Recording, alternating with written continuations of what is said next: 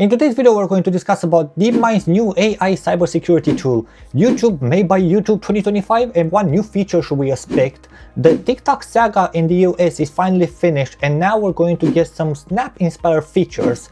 OpenAI and AMD announced a $1 billion partnership, and Apple gave us a little bit of hint about the M5 MacBook Pro launch date. So let's jump into the video. So Google DeepMind has introduced CodeMender, an AI agent designed to automate cybersecurity by detecting, patching, and rewriting vulnerable software code. And this is what we need more AI right now, just more AI. Powered by advanced Gemini models, CodeMender proactively scans codebase to find and fix security flaws. After generating a patch, a unique AI critic agent rigorously tests the solution for risk and errors before it is submitted for final human approval. And to be fair, this sounds like a really good idea. The only problem is, one, it will take a lot of jobs away, and two, we already know that AI at the moment is hallucinating, and how do we know that this code that it's implementing is going to be good? Yes, they will go to human approval, but then how is it going to work? Do they go live and then after the human? Because if it's a security patch that literally needs to be fixed right now, waiting for human approval might take longer. So I'm really curious to see how they're going to implement this. Now, Made on YouTube 2025 has some really good features, and we're going to start with VO3 Fast for Shorts, which instantly generate video backgrounds, prompt, and animation for your shorts just by describing them in text. And this is what we need on YouTube at the moment, just more AI. Why do we need people talking in front of the camera and explain or give you guys the thing that you're looking for? No, let's make cat videos, especially generated with AI. Now you can edit with AI as well. Upload your raw footage and let AI create your first draft video for you, complete with transition, music, and even voiceover. I mean, great. An AI assistant in YouTube Studio that analyzes your channel and gives you personalized idea for new content and strategy. I mean, my channel works amazing. For some reason, YouTube recommends me to do things that I never posted on my channel, and like documentaries. I actually did one, it flopped. So thank you. But it does come with some really cool features. For example, you get A/B testing, and now you can officially test up to 3 different thumbnails and titles to see which perform best, helping you maximize your views. And I actually test this one, and at the moment my video is staying at 16 views. So now you have some collaboration features. You can tag up to 5 other creators in a single video for powerful cross-promotion and shared visibility. But you also have auto dubbing with lip sync, and I have to admit, I hate this feature. I saw it on other YouTubers, and I'm not gonna lie, but I hate it. Now, the idea with this one is AI will translate your videos into other languages and sync your lips to the new audio, making it easier to reach a global audience. On paper, it looks amazing. Now, I saw a channel of, a YouTube channel, which is a Japanese gentleman, and it sounded so bad. I mean, I didn't want to watch it. I'll be honest with you, I didn't want to watch it. Then I realized it was AI translated in English, so I went to his original voice and then just turn on, CC that can translate into English, and that's it. It sounds more natural. YouTube is made for natural. YouTube, the idea is it's a person in front of the company that's talking, is coming and talking with you. This is YouTube for me. This is how I grew up, and this is how I want YouTube. I don't want AI, and I don't want a robot in front of my voice, over my voice, to speak. Imagine me speaking right now to you, and then you hear them. And today we're going to discuss about what's this? I don't want a robot. Let people hear my voice. US TikTok saga has finally finished. Now, in September 2025, the potential US ban on TikTok was overrated through a major deal that allowed the app to continue its American operation.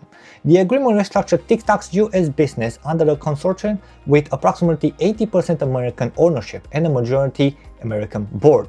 While the app will still use ByteDance license recommendation, all data and core decision making will be controlled within the US. I'm really curious how this is going to work. I mean, the American people will have their own app, or we can still use the app that we can all see. Because in the beginning they were saying that they will have their own thing and they will be, separate from the world. Now we're getting this idea that, 80% of the shares right now is controlled by the US government, but then, that means that ByteDance actually sold the company? I'm really confused about this. Now, currently, TikTok has rolled out some new features inspired by competitions like Snapchat. These updates including extending the video limit to up to 10 minutes, introducing AI filters, integrating in-app shopping, and adding new tools for creator collaboration. US users are being gradually migrated to the new version of the app under the restructured framework.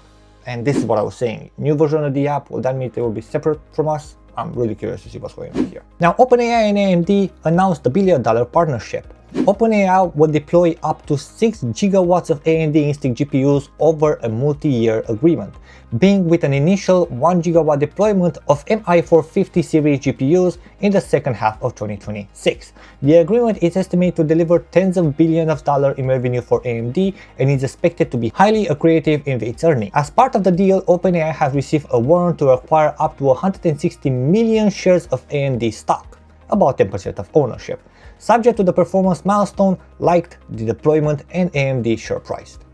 The partnership aims to advance AI infrastructure at unprecedented scale, providing OpenAI with the ability to train and deploy more advanced AI models, and helping AMD more directly challenge NVIDIA dominance in the AI chip maker. And I'm not gonna lie, but I really hope somebody is going to challenge NVIDIA at the moment, because since their stock went so up because of the AI, I feel like their graphic cards for consumer like me and you, they went up way too much, way too much. So having some competition, making that stock go down, maybe they'll go back to planet Earth and they will price their graphic cards to an actual price when people can afford it. And finally, Apple drops hint about the M5 MacBook Pro launch. Most leaks predict that Apple will unveil just one 14-inch M5 MacBook Pro this month. Higher end models are expected later. So technically we're expecting about in October 2025 to be announced, but well, at least the rumors are saying that the release is going to be in either March 2026 or, you know, a little bit after that. So we still have to wait a little bit. The upgrade focused mainly on internal hardware, such as performance and efficiency improvement for the M5 chip, without significant external redesign this year, and nothing to expect. Apple doesn't change their design for years, so nothing to expect. We have the notch now, so for the next 10 years, you have a notch. The M5 iPad Pro is likely to launch alongside the MacBook Pro, with rumors of AirTags 2 and new Apple TV in the end of the year lineup. But if Apple opts for minor upgrades and only base model debut, the launch may happen via a press release instead of dedicated events. And we saw this in the past happening. Apple just released a product and they made a press release about the item and stuff like this.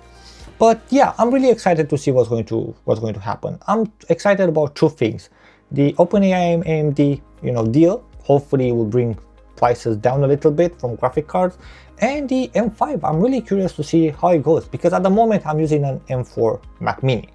Having an M5 Mac Mini, see how big of a difference it is. Maybe it will be worth upgrading, maybe not, but we'll have to see. So yeah, this was the first time I'm making a video like this one. If you do like it, please don't forget to like and subscribe. It really helps me out. Leave a comment below, tell me how you want to improve or if you want me to stop. And yeah, I'll see you guys in the next one.